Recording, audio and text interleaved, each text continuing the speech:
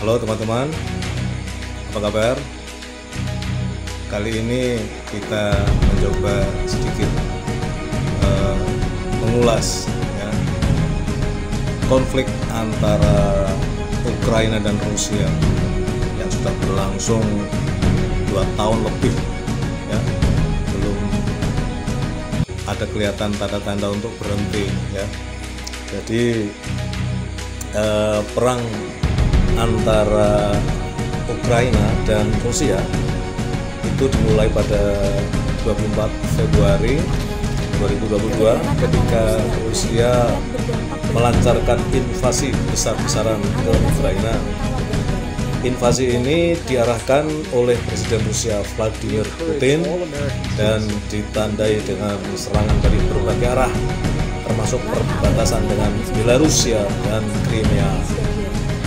Nah, teman-teman, Rusia menyerang ya Ukraina pada 24 Februari tepatnya ya tahun 2022 dengan beberapa alasan utama ya yang disampaikan oleh Presiden Vladimir Putin.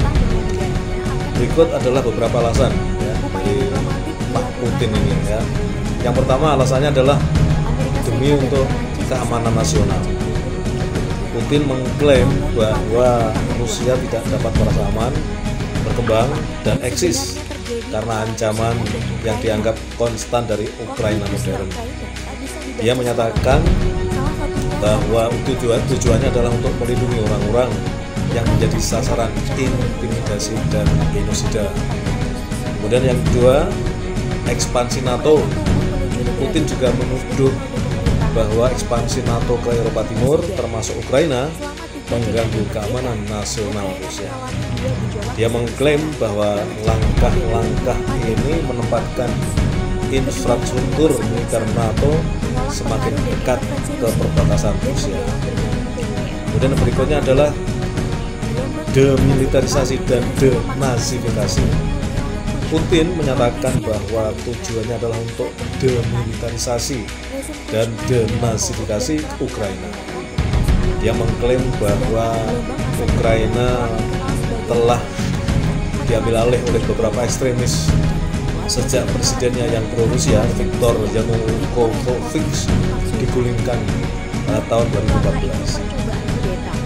Nah, kemudian kira-kira setelah 2 tahun lebih ini ya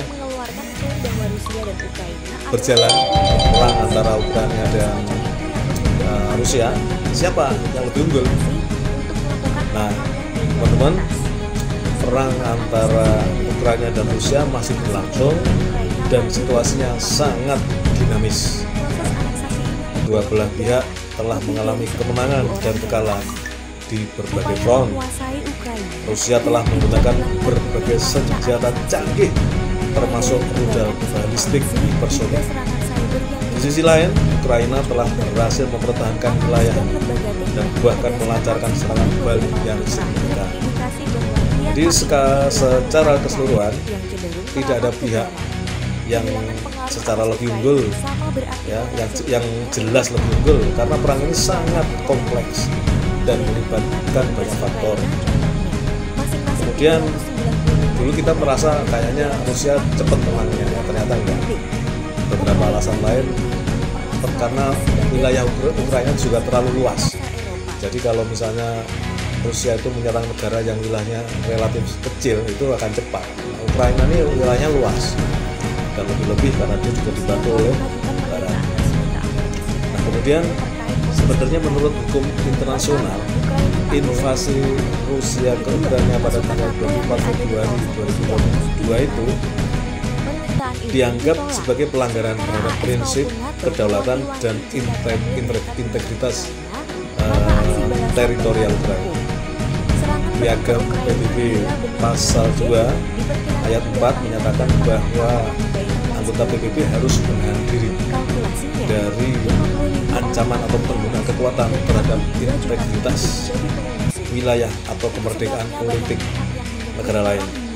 Selain itu, resolusi Majelis Umum PBB nomor 3314 juga mendefinisikan tindakan agresi adalah termasuk invasi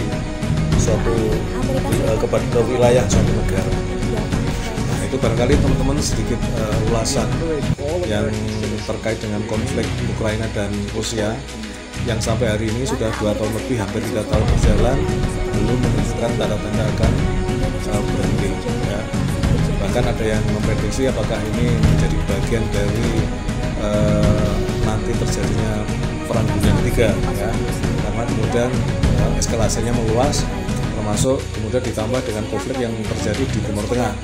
Ya, jadi akumulasi konflik di titik-titik bumi ini kemudian dikhawatirkan menjadi pemicu terjadinya perang dunia ketiga. Kita nggak tahu lah kira-kira arahnya kemana. Tapi indikasi ke arah itu dengan data-data yang sudah disampaikan tadi menunjukkan bahwa prediksi itu mungkin saja terjadi. Kita siap-siap saja.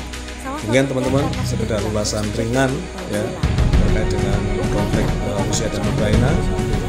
Nanti di konten-konten berikutnya kita akan ulas ya berbagai persoalan yang terkait dengan atau yang berhubungan dengan militer ya, ataupun dengan pendekatan yang populer ya. Terima kasih, sampai jumpa lagi.